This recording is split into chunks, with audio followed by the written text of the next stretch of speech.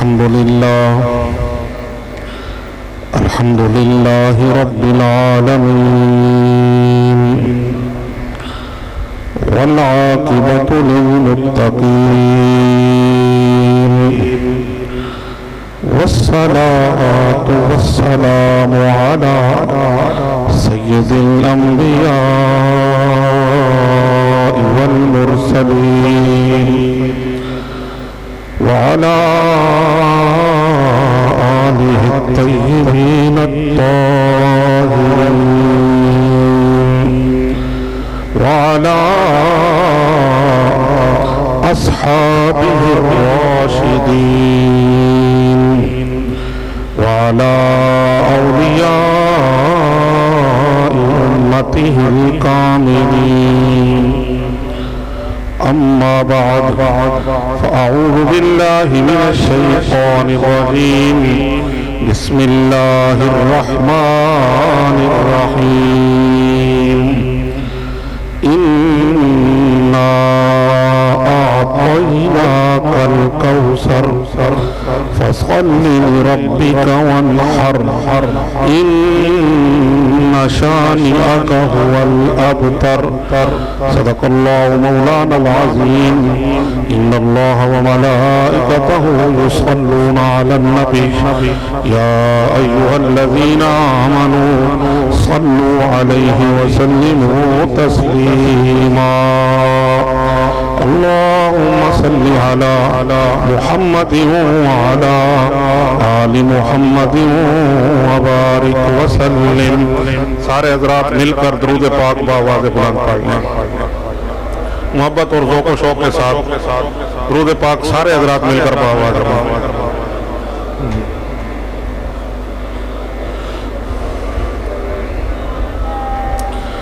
میرا حسین باغے نبوت کا پھول ہے. میرا حسین باغے نبوت کا پھول ہے. حیدر کی اس میں جان ہے خون بطول ہے. حیدر کی اس میں آپ میں سے جن کو اللہ نے خوش آواز بنایا مل کے پڑھیں. میرا حسین باغے نبوت کا پھول ہے. حیدر کی اس میں جان ہے خون بطول ہے. اور دنیا میں اور کون ہے شبیر کے سوا. دنیا میں اور کون ہے شبیر کے سوا جس کے لیے حضور کے سجدے کو طول ہے. جس کے لیے حضور کے سجدے کو طول ہے. حیدر کی اس میں جان ہے خون بطول ہے. اور جس کے لیے یزید نے اتنے ستم کیے. جس کے لیے یزید نے اتنے ستم کیے وہ تخت تو حسین کے قدموں کی دھول ہے. وہ تخت تو حسین کے قدموں کی دھول ہے. ایک مرتبہ مل کے پڑھیں. میرا حسین باغ نبوت کا پھول ہے، حیدر کی اس میں جان ہے، خون بطول ہے۔ حضرات گرامی آج کی یہ بابرکت مقدس معطر و مطہر و منور محفل پاک ذکر سید الشہداء راکب دوش مصطفیٰ حضرت سیدنا امام حسین علیہ السلام اور ذکر ثانی مہر علی وارث غوث جلی حضور قبلہ پیر سید شاہ عبد الحق گیلانی قدس سرہ العزیز کے عنوان سے انعقاد پذیر ہے۔ اللہ رب العزت کا فضل و کرم اور اس کے محبوب مکرم صلی اللہ علیہ وآلہ وسلم کی چشم عنایت کا صدقہ آج ہم سب اس محفل پاک میں شریک ہیں۔ دعا گو ہوں اللہ رب العزت حضور کی آل پاک کا صدقہ ہم سب کی حاضری اپنی بارگاہ میں قبول و منظور فرمائے۔ مختصر وقت میں اپنی حاضری پیش کرنے کی سعادت حاصل کر رہا ہوں۔ میں نے قرآن مقدس کی مشہور و معروف اور سب سے مختصر سورت پاک کی تلاوت کرنے کی سعادت حاصل کی ہے، جسے سورت الکوثر کہتے ہیں۔ اللہ رب العزت نے ارشاد فرمایا اِنَّا أَعْطَيْنَاكَ الْكَوْثَرَ، اے محبوب ہم نے آپ کو کوثر عطا فرمایا۔ فَصَلِّ لِرَبِّكَ وَانْحَرْ، پس آپ اپنے رب کے لیے نماز پڑھیے اور قربانی دیجیے۔ اِنَّ شَانِئَكَ هُوَ الْأَبْتَرُ، بے شک آپ کا دشمن بے نام و نشان رہے گا۔ اس صورت کا پس منظر یہ ہے کہ جب سرور کائنات صلی اللہ علیہ وسلم کی صاحبزادے اس دنیا سے تشریف لے جاتے ہیں، اولاد نرینہ باقی نہیں رہتی، تو کافر لوگ آپس میں بیٹھ کر مذاق کرتے ہیں، تمسخر اڑاتے ہیں، اور کوئی ان میں سے کہہ دیتا ہے کہ اس نبی کی مخالفت میں اتنا زور لگانے کی ضرورت نہیں ہے، کیونکہ دنیا میں آگے نام چلتا ہے اولاد سے، سلسلہ چلتا ہے بیٹوں سے، مشن مکمل ہوتا ہے بیٹوں سے، تو اس کا بیٹا ہی نہیں ہے، نرینہ اولاد ہی نہیں ہے، تو اب جب یہ دنیا سے جائیں گے تو ان کا نام بھی ختم، ان کا کام بھی ختم، مشن بھی ناتمام اور اسلام بھی ختم۔ یہ بات ہوئی سرور کائنات صلی اللہ علیہ وسلم کے قلب اطہر پر، حزن و ملال آیا، اللہ رب العزت نے سورۃ الکوثر کو نازل فرمایا۔ یہاں علماء موجود ہیں اور برادر طریقت علامہ سید صداقت علی شاہ صاحب بخاری زیدہ مجدہ باقاعدہ تدریسی عمل میں مصروف اور سلیبس کی درس نظامی کی کتابیں پڑھانے والے ہیں، تو ان کے ذوق کو مد نظر رکھتے ہوئے ایک دو باتیں عرض کرتا ہوں۔ طلباء بھی موجود ہیں کہ ایک ہوتا ہے عبارت النص، ایک ہوتی ہے اشارت النص، ایک ہوتی ہے دلالت النص، ایک ہوتی ہے اقتضاء النص۔ نص قرآن پاک کے اندر جو آیت کریمہ ہوتی ہے اس کو کہتے ہیں، وہ کس سیکونس میں آئی، کیوں نازل ہوئی، سیاق کلام کیا ہے، کس بارے میں نازل ہوئی، اس کو عبارت النص کہتے ہیں۔ ما سیق الکلام لأجلہ، تو یہاں عبارت النص یہ ہے کہ انہوں نے کہا کہ اس کی اولاد نہیں ہے۔ اللہ ارشاد فرماتا ہے اِنَّا أَعْطَيْنَاكَ الْكَوْثَرَ، محبوب ہم نے آپ کو کوثر عطا فرمائی۔ کوثر کہتے ہیں کثرتوں کی کثرت، یعنی بہت زیادہ۔ گویا رب ذوالجلال نے آیت میں عبارت النص میں اس بات کو ثابت فرما دیا کہ یہ غلط کہتے ہیں کہ آپ کی اولاد نہیں ہے۔ اللہ فرماتا ہے میں آپ کو اتنی اولاد عطا فرماؤں گا جو کوثر کے درجے میں ہوگی۔ یہ نہ سمجھے کہ آپ کی نرینہ اولاد نہیں ہے تو پھر آپ کی اولاد ہی نہیں ہے۔ فرمایا سارے جہان کے لیے قاعدہ اور، سارے جہان کے لیے قانون اور، محبوب تیرے لیے قاعدہ بھی اور ہے، قانون بھی اور ہے۔ دنیا والوں کا نسب ان کے بیٹوں سے چلتا ہے، محبوب تیرے لیے قانون الگ ہے۔ اب تیرا نسب قیامت تک تیری بیٹی سیدہ کائنات فاطمہ الزہرا کے ذریعے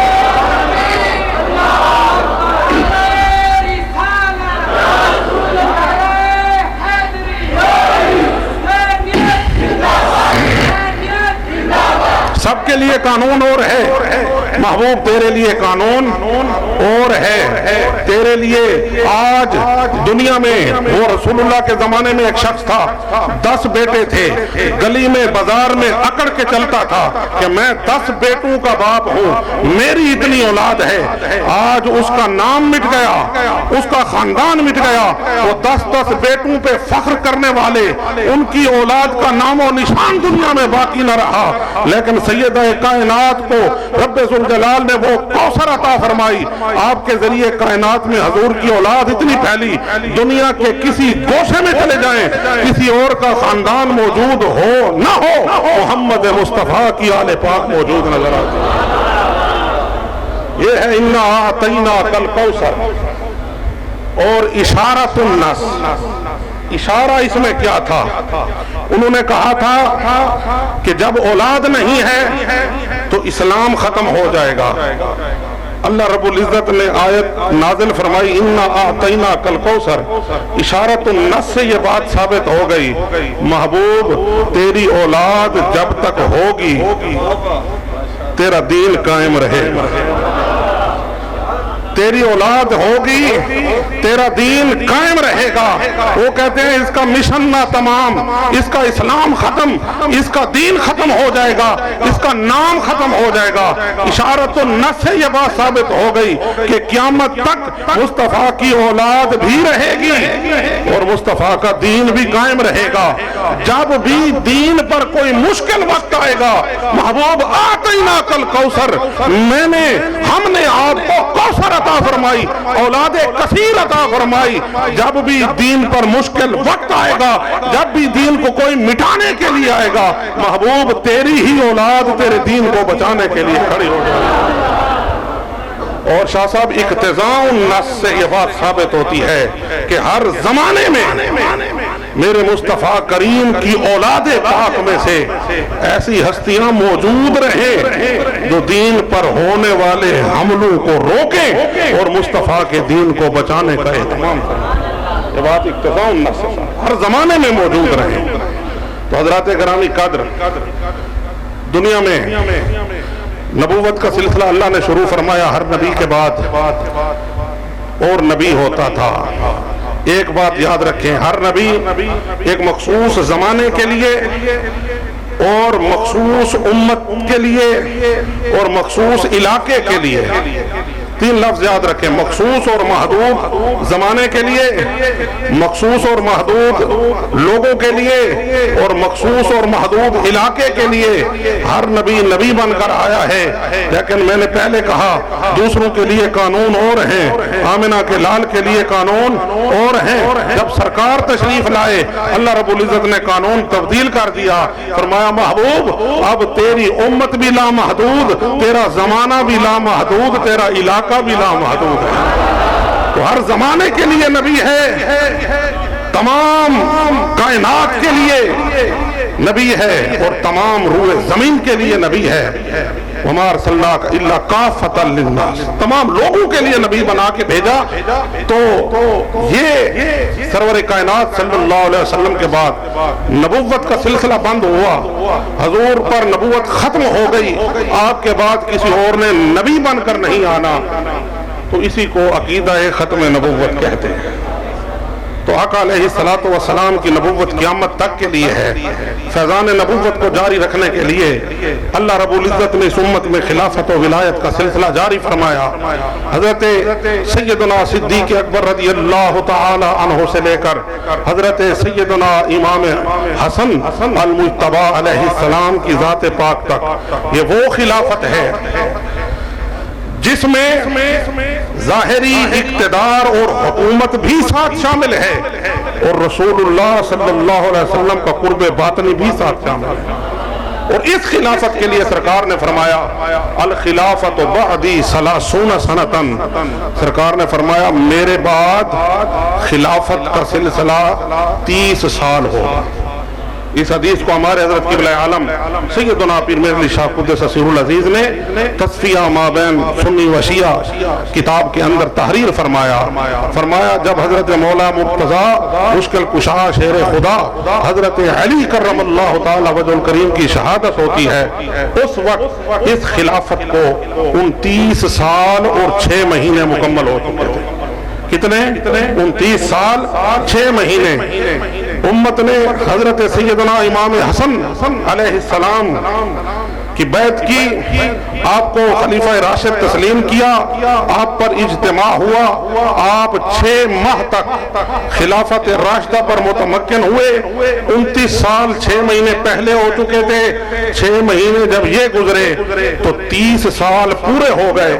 سرکار نے فرمایا تھا میرے بعد خلافت 30 سال ہوگی, ثم تکون ملکا عدودا, پھر وہ کاٹنے والی بادشاہت میں تبدیل ہو جائے گی.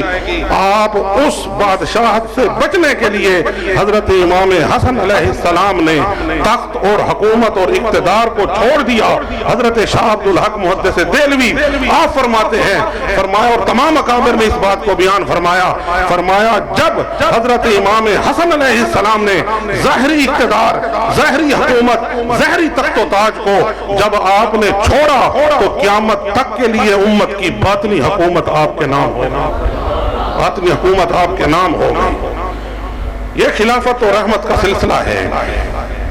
اور میں نے پہلے کہا کہ جب بھی دین کے مٹانے کے لیے باطل اپنے پورے زور سے آتا ہے تو پھر انا اعطیناک الکوثر کا اقتضا پورا ہوتا ہے, وہ تقاضا پورا ہوتا ہے. اور حضور کی آل پاک میں سے کوئی نہ کوئی فرد اٹھ کر وہ یہ فریضہ سر انجام دیتا ہے کہ حضور کے دین کو بچاتا ہے, اسلام کو بچاتا ہے. علامہ اقبال رحمت اللہ علیہ انہوں نے لکھا, انہوں نے فرمایا چوں خلافت رشتہ از قرآن گسیخت, حریت را زہر اندر جام ریخت, خواست آن سر جلوے خیر الامم. فرماتے ہیں جب خلافت نے قرآن سے رشتہ توڑ دیا اور حریت اسلامیہ کے جام میں زہر انڈیل دیا تو پھر دین کو مٹانے کے لیے باطل پوری قوت سے ظاہر ہوا. تو پھر اس وقت کیا ہوا, خاص آنسر جلوے خیر الامم. اقبال فرماتے ہیں ساری امتوں سے بہتر امت محمد مصطفیٰ کی امت ہے, اور فرمایا اس ساری امتوں سے بہتر امت کا سردار امام حسین علیہ السلام کی ذات پر. اس ساری امتوں کے بہتر امت کا سردار امام حسین علیہ السلام کی ذات پاک ہیں. آپ اٹھتے ہیں اور قبلے کی طرف سے اٹھنے والے بادل کی طرح آ کر کربلا کی زمین پہ برس جاتے ہیں. اور آپ کی شان کیا ہے, آپ ہیں کون, آپ کا تعارف کیا ہے. علامہ اقبال کے الفاظ ملاحظہ ہوں, فرماتے ہیں امام عاشقاں پورے بطول, امام عاشقاں پورے بطول, سروے آزادے زبستان رسول. فرماتے ہیں حسین وہ ہے جو تمام عاشقوں کا امام ہے اور محمد مصطفیٰ کے باغ کا خوبصورت سروے آزاد ہے. اور آگے اقبال کیا فرماتے ہیں, اللہ اللہ بائے بسم اللہ پدر, اللہ اللہ بائے بسم اللہ پدر, مانائے ذبح عظیم पिसर। इकबाल फरमाते हैं इमाम हुसैन अलैहिस्सलाम के वालिद करामी मौला अली कौन है? फरमाते हैं वो बिस्मिल्लाह की बा है। बिस्मिल्लाह की बा है। बिस्मिल्लाह की बा का क्या मतलब?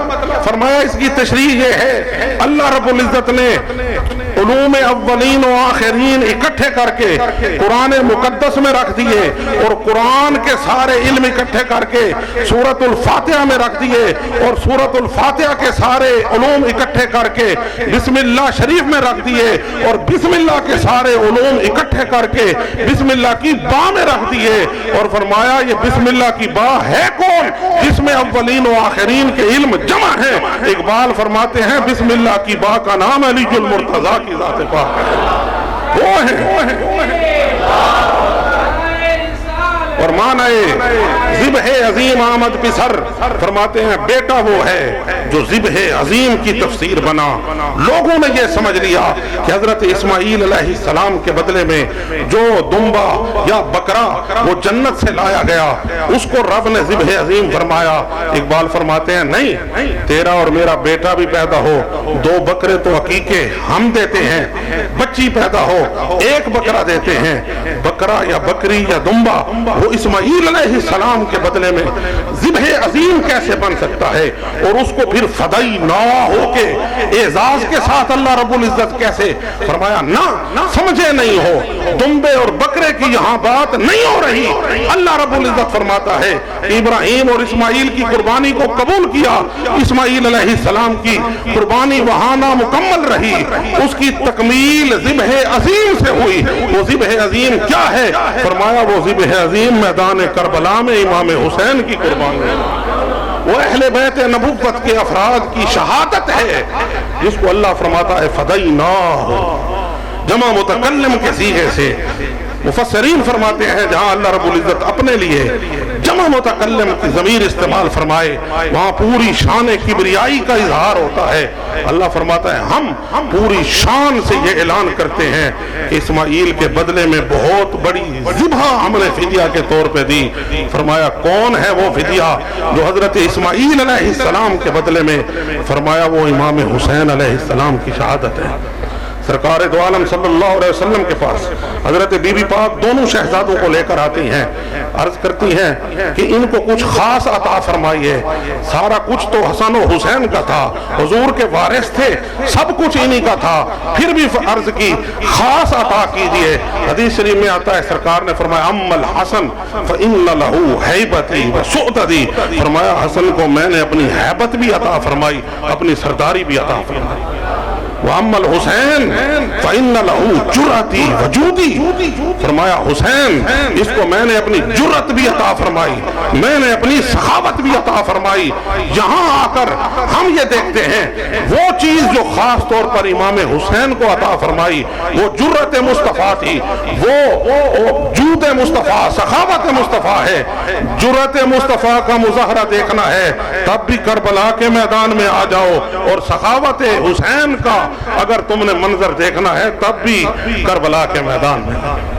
ना ऐसी जुर्रत किसी में, ना ऐसी सखावत किसी में जो इमाम हुसैन अलैहिस्सलाम की थी। वजह क्या थी?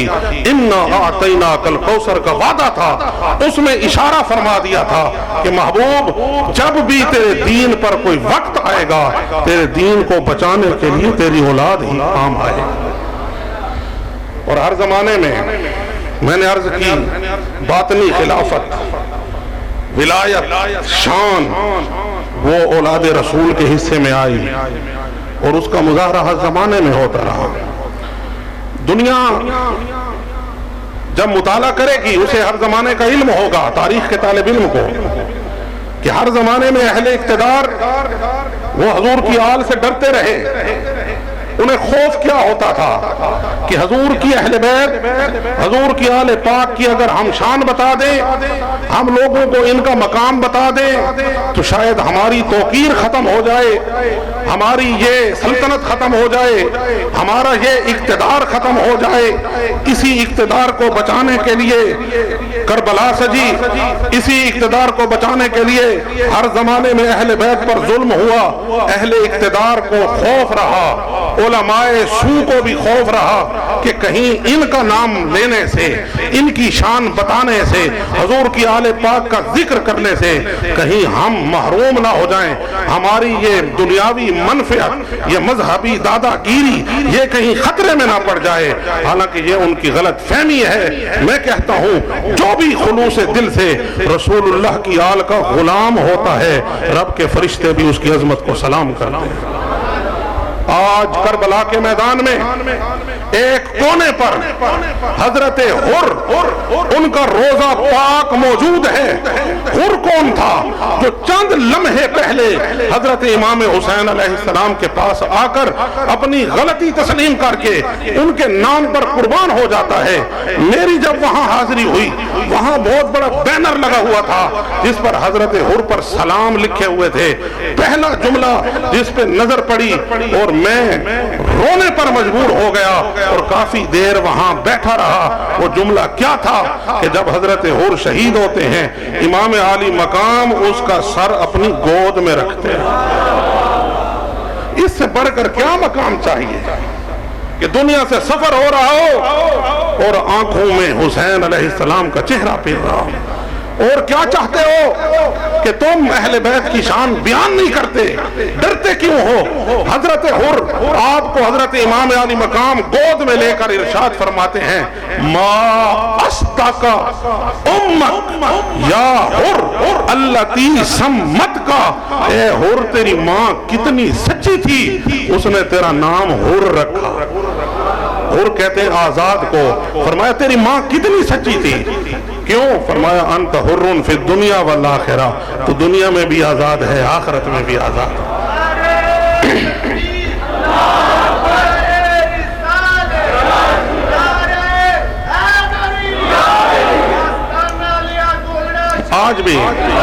آج بھی اس حر کا مزار، اس حر کا مزار جس نے بھی آل رسول کے، میں حضرت شاہ صاحب مولانا محمد غازی صاحب رحمت اللہ علیہ، آپ کا مزار پاک گولڑا شریف میں اس مقام پر ہے جہاں پر حضرت مہر علی کے والد گرامی کا مزار ہے۔ مولوی ہیں، ایک نسب کے اعتبار سے سید بھی نہیں ہیں، لیکن غلام ہونے کے باوجود میں نے کہا جو اخلاص سے آل محمد کی غلامی کر لے پھر اس کی عظمت کو فرشتے سلام کرتے ہیں۔ اہل اقتدار ڈرتے رہے، علماء سو ڈرتے رہے کہ شاید ان کی شان بیان کریں تو ہماری شان گھٹ جائے، کم ہو جائے۔ گھٹتی نہیں ہے، یہ تو شان عطا کرنے والے ہیں۔ حضرت مولانا غازی صاحب رحمت اللہ علیہ کا کیا کرنا ہے کہ ان کو حضرت پیر نظر الدین شاہ صاحب، حضرت مہر علی کے والد کا جوار ملا ہے، ان کا قرب ملا ہے، جہاں پر اللہ کی رحمتیں نازل ہوئیں۔ ان کا کام صرف یہ ہے کہ رہتے مکہ میں تھے، زمزم کے پاس تھے، حجر اسود کے پاس تھے، اللہ کے گھر کے پاس تھے۔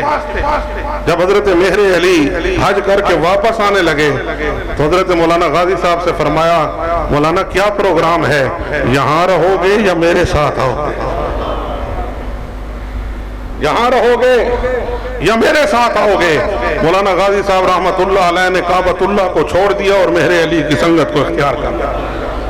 میں نے عرض کی مولانا غازی صاحب آپ ارشاد فرمائیں، لوگ یہاں سے کعبہ شریف جاتے ہیں، آپ کو تو اس زمانے میں نیشنلٹی بھی مل چکی تھی، کعبہ شریف کا جوار پڑوس ہمسائیگی مل چکی تھی، زمزم کے کنویں پر آپ موجود تھے، حجر اسود کو بوسہ دینے کے لیے آپ کے پاس ہر وقت تھا اور مدینہ شریف بھی ساتھ قریب تھا، یہ ساری چیزیں چھوڑ کر آپ گولڑا کیوں چلے آئے؟ جواب یہ ملا، فرماتے ہیں عجب انداز تم کو نرگے سے مستانہ آتا ہے کہ ہر ہوشیار بننے کو یہاں دیوانہ آتا ہے، سمجھ میں جس کی راز بادہ و پیمانہ آتا ہے وہی کعبے سے اٹھ کر جانب میں خانہ آتا ہے۔ فرماتے ہیں مہر علی کی شان ہی ایسی تھی، سارا بھول گئے، اور جب بھول کے یہاں آ گئے تو شان یہ عطا ہوئی کہ صبح و شام اللہ کی رحمت وہاں نازل ہو رہی ہے جہاں پر حضرت غازی صاحب کا مزار ہے۔ یہ تو شان عطا فرمانے والے ہیں۔ لیکن لوگ ڈرے رہے، لیکن ہر زمانے میں شان انہی کی ظاہر ہوتی رہی۔ ہمارے حضرت نے ملفوظات شریف میں اس واقعے کو، تاریخی واقعے کو بیان فرمایا ہے۔ فرماتے ہیں کہ ہشام بن عبد الملک بن مروان کے پوتے کا زمانہ حکومت تھا، تخت اس کے پاس ہے، تاج اس کے پاس ہے، اقتدار اس کے پاس ہے، پوری اسلامک سٹیٹ کا مالک ہے۔ حج کے لیے جاتا ہے، پورا ڈیلیگیشن ساتھ ہے، وفد ساتھ ہے، اس میں عمراء بھی ہیں، وزراء بھی ہیں، روسا بھی ہیں، شاعر بھی ہیں، سارے ہر طبقے کے لوگ ہیں۔ وہ وہاں جاتا ہے، جب کعبہ شریف کا طواف کرتے کرتے جی اس کا چاہتا ہے کہ حجر اسود کو بوسہ دوں، لوگوں نے رش کیا ہوا ہے، حجر اسود کے قریب نہیں جا سکتا۔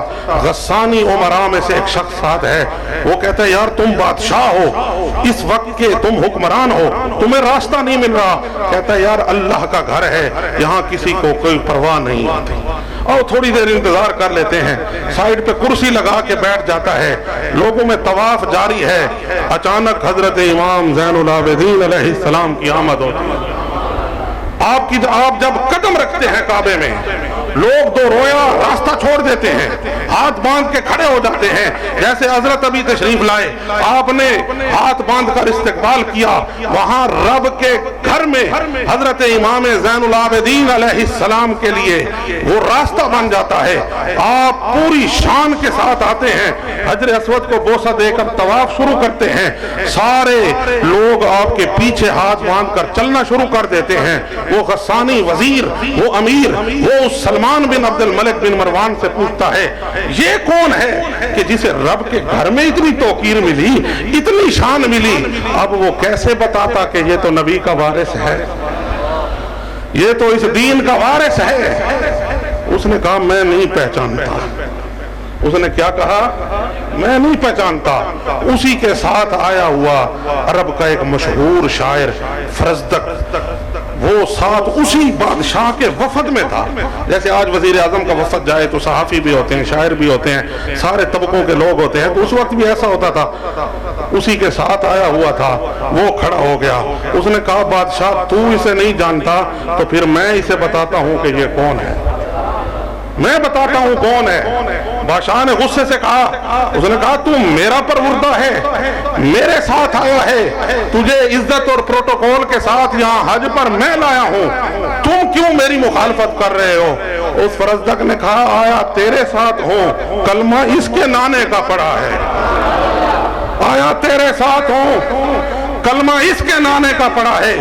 فل بدی کھڑے ہو کر اس نے اشعار حضرت سیدنا امام زین العابدین علیہ السلام کی شان میں بیان کیے، اور وہ عربی زبان کا ایک ادب کا ایک سرمایہ بن گئے۔ آج لٹریچر میں وہ پڑھایا جاتا ہے۔ کسی زمانے میں پنجاب یونیورسٹی کے بی اے کی عربی کی کتاب میں ان کا یہ قصیدہ حضرت امام زین العابدین علیہ السلام کی شان میں لکھا ہوا، یہ نصاب میں شامل تھا۔ اس کے 2 شعر میں پڑھتا ہوں۔ اس شخص نے کہا کیا ہے؟ اس نے کہا کہ ھذا الذی تعرف البطحاء وطأتہ۔ ابھی میں ترجمہ کروں گا، آپ کا ایمان حلاوت اور چاشنی محسوس کرے گا کہ اس اللہ کے بندے نے کعبے کے اندر کھڑے ہو کر نبی کے شہزادے کی شان کیا بیان۔ ھذا الذی تعرف البطحاء وطأتہ والبیت یعرفہ والحل والحرام۔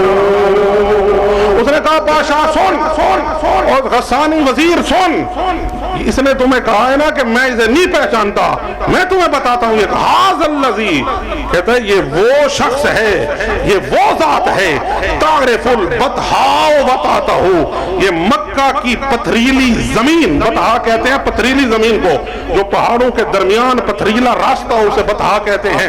فرماتے ہیں تعرف البطحاء وطأتہ، کہتے ہیں یہ مکہ کی پتھریلی زمین پر جب یہ قدم رکھتا ہے وہ پتھر بھی پہچان جاتا ہے کہ مجھ پر آل محمد نے قدم رکھا۔ تو کہتا ہے میں نہیں پہچانتا.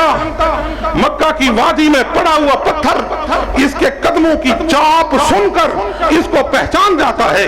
والبیت یعرفہ والحل والحرم. اور اگر تو کہتا ہے کہ میں اسے نہیں پہچانتا تو اس رب کے گھر سے پوچھ, یہ تجھے بتائے گا کہ یہ کون ہے. والبیت یعرفہ, اللہ کا گھر بھی اسے پہچانتا ہے. والحل والحرم, حل والحرم سے اندر اور باہر سے آنے والے سارے لوگ اسے پہچانتے ہیں. اور آگے کہتا ہے کہ یہ وہ شخصیت ہے, یہ وہ ذات ہے, ما قال لا قط الا فی تشہدہ. کہتے ہیں اس کی زبان پر کبھی حرف لا یعنی نہیں آیا ہی نہیں. ما قال لا قط الا فی تشہدہ.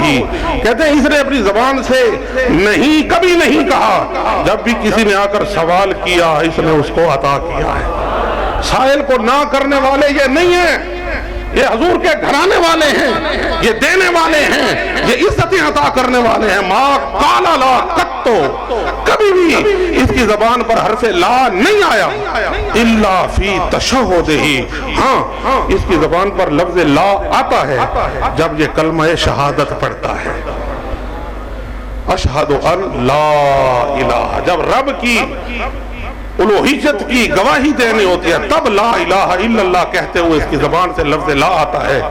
اور کہتے ہیں لولا التشہد کانت لاؤہ نعم, اگر یہ کلمہ شہادت نہ ہوتا تو کبھی اس سید الساجدین زین العابدین امام حسین علیہ السلام کے شہزادے کے لب سے کبھی کسی نے لا کا کلمہ سننا ہی نہیں. یہ شان ہے, یہ شان ہے کہ ظاہری اقتدار, ظاہری حکومت ہر زمانے میں کسی اور کے پاس رہی, لیکن حقیقی اقتدار, حقیقی شان و شوکت اور حقیقی حکومت محمد مصطفیٰ کی آل کو حاصل رہی. یہی شان, یہی شوکت, یہی حکومت, یہی دلوں پر اقتدار ہم نے دیکھا اپنے مرشد گرامی کا, حضور ثانی مہر علی کا. جب جنازہ اٹھتا ہے تو بعد میں آ کر حکومت کے وزراء بھی کہتے ہیں ہم نے جنازہ دیکھ کر اندازہ لگایا کہ کتنی شانوں کے مالک تھے, کتنی عظمتوں کے مالک تھے.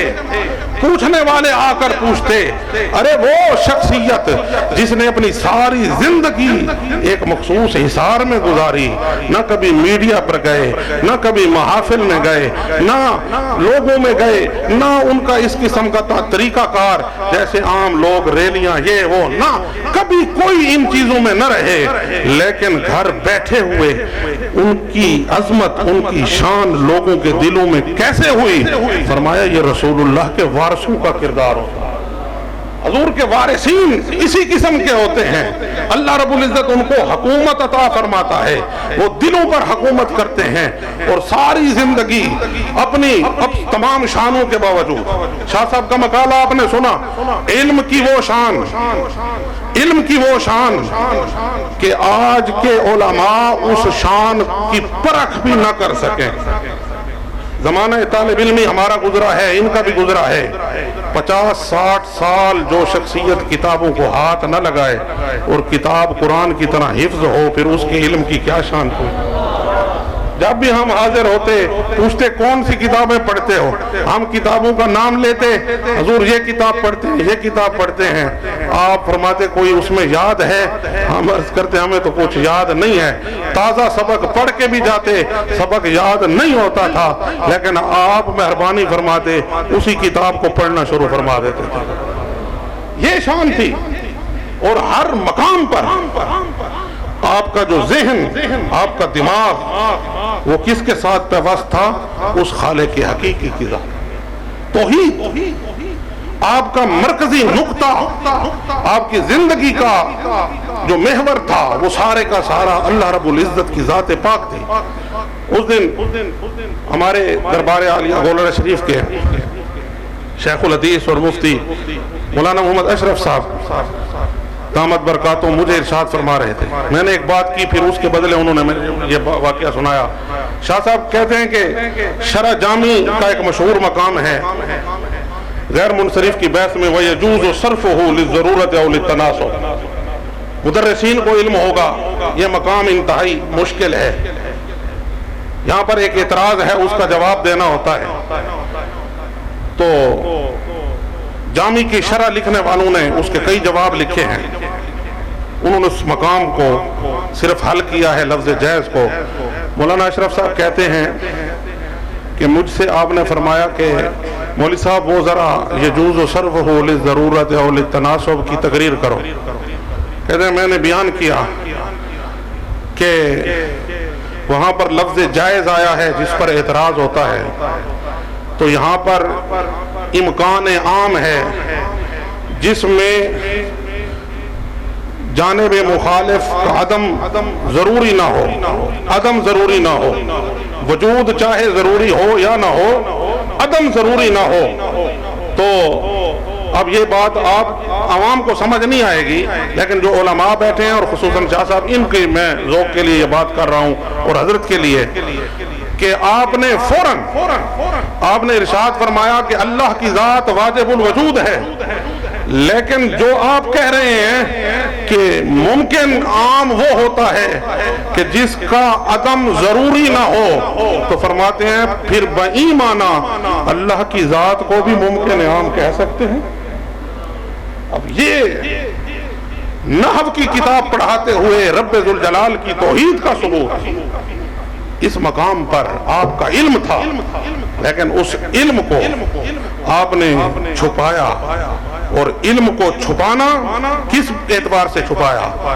یہ نہیں کہ علم کا اظہار ضروری تھا اور چھپایا، نہیں، علم جہاں علماء آئے وہاں پر آپ نے ان کی تشفی فرمائی، جو سوال ہم طالب علم بن کر سوال کرتے آپ اس کا جواب ارشاد فرمایا کرتے تھے، لیکن کبھی اپنے علم کو اپنی ذات کے اظہار کا ذریعہ نہیں بنایا۔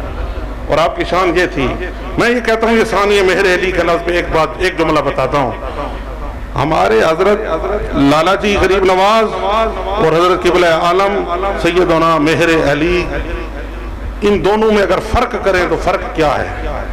فرق صرف اتنا ہے کہ حضرت مہر علی کو اللہ کے حکم سے اظہار کا حکم تھا، اللہ نے اظہار کا حکم دیا تھا، اور انہوں نے اخفاء میں زندگی گزاری۔ یہ اخفاء اور اظہار کا فرق ہے۔ اگر یہ بھی مامور ہو کر اپنے آپ کو ظاہر فرما دیتے تو سارا زمانہ انہیں پہلے دن سے ہی مہر علی قبول کر لے۔ یہ شان تھی۔ جس طریقے سے ایک پہاڑ ہو جو زمین کے اوپر ہو، اس پہاڑ کی اونچائی کتنی ہے یہ ہر شخص دیکھ سکتا ہے، وہ ظاہراً ہے۔ ایک پہاڑ ہے پہاڑ، بہت اونچا پہاڑ ہے، لیکن وہ سمندر کی گہرائیوں میں ہے، تو اس کی گہرائی، اس پہاڑ کی اونچائی کو دیکھنے کے لیے آپ کو اس سمندر میں اترنا پڑے گا۔ جتنا جتنا آپ اس سمندر کی تہ میں جائیں گے، اس پہاڑ کی اونچائی آپ کو نظر آتی جائے گی۔ اس پہاڑ کی اونچائی کو سمجھنے کے لیے سمندر کی گہرائی میں ڈوبنا ہوگا۔ زمین پر جو پہاڑ سامنے موجود ہے اس کی اونچائی آپ دیکھ سکتے ہیں، سمندر کی لہروں میں ڈوبا ہوا پہاڑ، اس کی اونچائی کو دیکھنے کے لیے سمندر کی گہرائی میں اترنا ہوگا۔ حضرت سیدنا شاہ عبد الحق گیلانی قدس سرہ العزیز، آپ رب ذوالجلال کے بحر ذات میں ڈوبے ہوئے پہاڑ تھے، لیکن اس پہاڑ کی اونچائی کتنی ہے؟ پہلے اس بحر ذات میں غوطہ زنی کرنا ضروری ہے۔ دیکھنی ہو میری اونچائی تو ساگر میں اتر، ہوں تو میں پربت مگر ساگر کی گہرائی میں۔ یہ آپ کی شان ہے۔ آپ نے سرور کائنات صلی اللہ علیہ وسلم کی حدیث پاک ہے نا کہ جب انسان دنیا سے چلا جائے، اعمال کا سلسلہ ختم ہو جاتا ہے، 3 عمل باقی رہتے ہیں۔ کون سے؟ نافع علم اور صدقہ جاریہ اور اولاد صالح۔ اس حدیث کی روشنی میں جب ہم اپنے غریب نواز کو دیکھتے ہیں تو ہمیں تینوں شانوں میں ممتاز نظر آتے ہیں۔ علم نافع، وہ کہ جس علم کی بدولت رب ذوالجلال کی ذات تک پہنچے، سادی بشوئے لوہ دلز نقش غیر ہوں علم کے راہ حق نہ نمایت جہالت وہ علم جو اپنی ذات کو پروموٹ کرنے کا ذریعہ بنے وہ علم جو اپنی شان بتانے کا ذریعہ بنے وہ علم جو تکبر اور غرور پیدا کرے اس علم وہ علم جہالت سے بھی بدتر ہے علم کہلانے کا مستحق وہی ہے جو علم اللہ رب العزت کا عرفان عطا فرمائے اس اعتبار سے علم نافع میں بھی بے مثال ہیں اور صدقہ جاریہ ساری زندگی غوث پاک کے مہمانوں کی خدمت کی مخلوق خدا کی خدمت کی اپنے آپ کو مٹایا اور اللہ کی مخلوق کی محبت کو درس دیا اور اس کو اجاگر فرمایا یہ پورا مہر علی کا دربار صدقہ جاریہ ہے حضور لالا جی غریب نواز اور اولاد صالح کے اعتبار سے اگر دیکھیں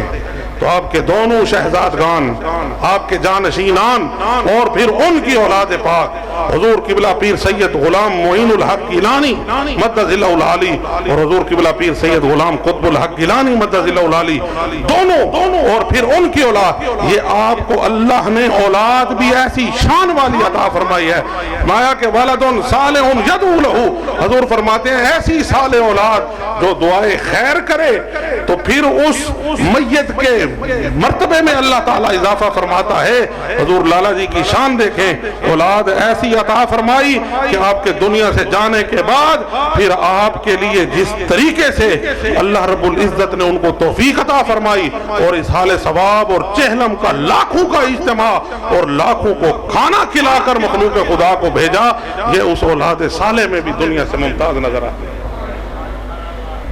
حیاتی خیر لکم مماتی خیر لکم سرکار نے ارشاد فرمایا تھا میری زندگی بھی تمہارے لیے خیر ہے میری موت بھی تمہارے لیے خیر ہے اس حدیث پاک کی عکس جمیل اگر کوئی ہستی نظر آتی ہے وہ ہمارے حضرت کی ذات پاک ہے آپ کی زندگی بھی خیر کا پیغام رہی اور جب دنیا سے جانے لگے تو خیر کا یہ انداز کہ وہ مخلوق وہ عوام جو اپنے ماں باپ کے جنازے چھوڑ چکی تھی خاندان کے جنازے چھوڑ چکی تھی باپ بیٹے سے بھاگ رہا تھا مجھے کرونا نہ ہو جائے مجھے موت نہ آ جائے میں کہیں مر نہ جاؤں مجھے بیماری نہ لگ جائے لوگ گھروں میں دبک کے بیٹھے تھے چھپ کے بیٹھے تھے غوث جلی کے اس شہزادے نے مماتی خیر لکم کی حسین تصویر پیش کی دنیا سے جاتے ہوئے سارے لوگوں کے فاصلوں کو کم کر کے آپس میں اکٹھا کر دیا میں نے ایک شخص سے پوچھا مجھے اس کے بارے میں علم تھا کہ اس کے خاندان کا بہت قریبی رشتہ دار فوت ہوا اس کے جنازے میں نہیں گیا کرونا کے خوف سے اور وہاں گولڑا شریف جنازے میں آیا ہوا تھا میں نے کہا آج تجھے بے خوف کس چیز نے کیا ہے اس نے بڑا خوبصورت جواب دیا اس نے کہا وہاں جنازے میں اس وجہ سے نہیں گیا تھا جنازہ ہے دعائے مغفرت وہاں جا کر کیا کرتے ہیں میت کے لیے دعا کرتے ہیں کہتا ہے وہاں جا کر بھی دعا ہو سکتی تھی گھر میں بیٹھ کر بھی مغفرت کے لیے دعا ہو سکتی تھی لیکن اس جنازے میں جانا تھا اس کو بخشوانے کے لیے یہاں آیا ہوں اپنے آپ کو بخشوانے کے لیے یہاں اس کی مغفرت کی دعا وہاں اس کی مغفرت کی دعا تھی وہ گھر میں ہو سکتی تھی یہاں آیا ہوں محروم نہ ہو جاؤں زندگی کا علم نہیں ہے لیکن یہ وہ ہستی ہے کہ اس کی جنازے میں آنے والا بھی اللہ رب العزت نے مغفور کر دیا یہ عقیدہ ہے آپ کی تعلیم کیا تھی آخری بات میں ایک مرتبہ آپ کی بارگاہ میں حاضر ہوا اور میں نے رات کا وقت تھا آپ پنڈی سے تشریف لائے گھر جا رہے تھے میں بھی ساتھ ساتھ ایسے چلنا شروع ہو گیا تو آپ رکے اور مجھے ارشاد فرمانے لگے کوئی بات کرنی ہے میں نے عرض کی میں نے آپ کو ایک شعر سنانا ہے میں نے کہا جی عربی میں ایک شعر سنانا ہے آپ رک گئے روح انور میری طرف کر کے کھڑے ہو گئے فرماتے ہیں پڑھو میں نے شعر پڑھا کہ اتانی ہوا کا قبل ان اعرف الہوا فساد فقلبی خالیا فتمکنا معنی اس کا یہ بنتا تھا کہ اے میرے محبوب تیری محبت میرے دل کے پاس اس وقت آئی جب مجھے محبت کے لفظ کا معنی ہی نہیں آتا تھا अतानी हवा का कबला अन आरिफ अल हवा, अभी मुझे मोहब्बत का पता ही नहीं था क्या होती है, उस वक्त तेरी मोहब्बत मेरे पास आई। फसादा फकल्बी खालियन, उसने देखा कि मेरा दिल खाली पड़ा है। फतमक्का ना, तो वो मेरे दिल में घर करके बैठ गए। मैंने ये शेर सुनाया, आप हुजूर घर में तशरीफ ले गए, मैं वापस जाने लगा, आप घर अंदर जाकर फिर वापस आए, ये खास बात है, फिर वापस आए। गेट पे खड़े होकर आपने फरमाया एक तालिब इल्म यहाँ था, आपकी आवाज सुनकर मैं वापस भाग के गया। मैंने अर्ज की हुजूर मैं हाजिर हूँ। आपने फरमाया मुझे भी एक शेर याद आ गया। मैंने कहा तुझे सुनाता जाऊं, मुझे भी एक शेर याद आ गया। मैंने कहा तुझे सुनाता जाऊं। अब वो शेर नहीं था, वो सबक था, वो एक तालीम थी, क्योंकि मैंने मोहब्बत का दावा किया था। जो शेर मैंने पढ़ा था वो मोहब्बत का दावा था। मैंने ला इल्मी में, अपने बोलपन में, तालिब इल्मी में कह दिया कि आपकी मोहब्बत मेरे दिल में आ गई है। मैंने तो ये एक किस्म का दावा कर दिया। अब आप अंदर गए, अंदर से बाहर आकर मुझे तालीम दी और वो तालीम मैं आप तक पहुंचा रहा हूँ। आज की इस पाक मजलिस से अगर यही पैगाम हम लेकर चले जाएं और इनकी दुआ की बरकत साथ शामिल हो तो अल्लाह रब्बुल इज्जत के फजल से उम्मीद है कि क़यामत के दिन बारगाह नबूवत से हम महरूम नहीं होंगे। वो क्या थी? आपने शेर पढ़ा, आपने भी अरबी का शेर पढ़ा। आपने इरशाद फरमाया दारई तो कौमन फी हवा के वहुम उदा वाले अजले ऐनिन अल्फो ऐनिन तुकरमो। माना ये बनता था कि ऐ मेरे महबूब, तेरी मोहब्बत में मैंने एक पूरी ऐसी कौम की इज्जत की, उनका एहतराम किया जिनका ताल्लुक तुझसे था लेकिन दुश्मन थे मेरे वो दुश्मन थे, मेरी उनसे नहीं बनती थी, लेकिन तेरे साथ उनका ताल्लुक था। तो तेरी मोहब्बत में मैं उनकी तकरीम करता रहा, मैं उनकी इज्जत करता रहा। क्यों?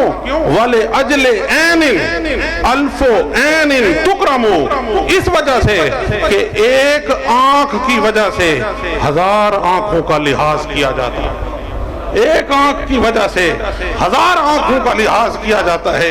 हजरात करामी, ये तो अरबी का एक शायर दुश्मनों की बात कर रहा है। हमें ये तालीम आपने अता फरमाई कि हम दावा तो हुजूर से मोहब्बत का करते हैं, हम दावा तो सरकार से मोहब्बत का करते हैं, तो फिर क्या सरकार की आंखों की वजह से हुजूर की आले पाक का लिहाज हम पर लाजमी नहीं है?